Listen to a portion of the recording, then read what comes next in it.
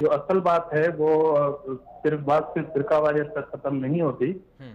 आप अगर गौर से देखेंगे तो पाकिस्तान एक काफी अरसे से हालत जंग में है। हम्म। और और खास तौर पे जो है वो पाकिस्तान की जो सरजमीन है उसको इस्तेमाल किया जाता रहा है और इस्तेमाल किया जा रहा है। हम्म। और उसकी कई वजूहत हो सकती हैं, जिसकी जिनमें से एक अहम वजह जो है वो ये है कि हमारे नेशनल एक्शन प्लान जो 2014 में वो आया था सामने, हम्म। उस पर प्रॉपरली अमल नहीं किया गया। हम्म।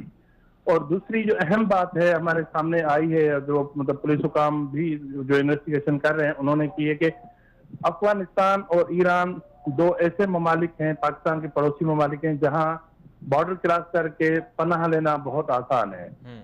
तो कराची में एक वसी एक जाल फैला हुआ है। और हैरान कुन बात मैं आपको बताने जा रहा हूं जी। कि कराची में टारगेट किलिंग के ज्यादातर जो डील्स होती हैं या जो फैसले होते हैं या जो मामला लेन देन के होते हैं वो सारे अफगानिस्तान में होते हैं। और अच्छा। अफगानिस्तान के साथ जो चीजें डील की जाती हैं वो इंडिया करता है, इंडिया को रॉ करता है वहां पे, और वहां से फिर जो टारगेट यहाँ आते हैं। हम्म।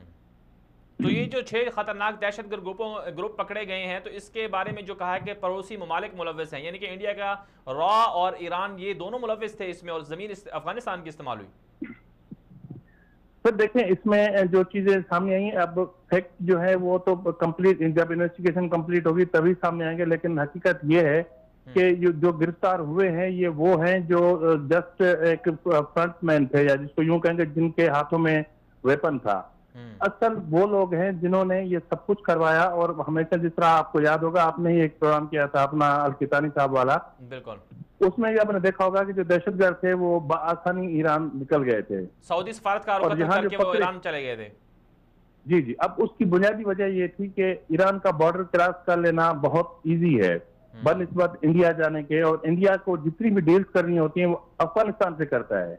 हम्म। और चलें। मतलब मैं आपको एक जी। इन्वेस्टिगेशन के हवाले से मैं एक चीज आपको बताना चाह रहा हूँ, वो ये है कि रॉ बाकायदा अफगानिस्तान की खुफिया एजेंसी से डील करता है। वो फिर जो टेररिस्ट विंग्स या जो दहशतगर्द जो वहाँ नेटवर्क मौजूद है जो हम्म। पाकिस्तान के लिए काम कर रहा है, हम्म। वह उनके साथ डील करते हैं। फिर वो यहाँ पे उन अपना मैसेज कम्युनिकेट करते हैं और यहाँ पे टारगेट किलिंग होती है। चलें नवाज साहब, आपका बहुत तो शुक्रिया, आपने वक्त दिया हमें।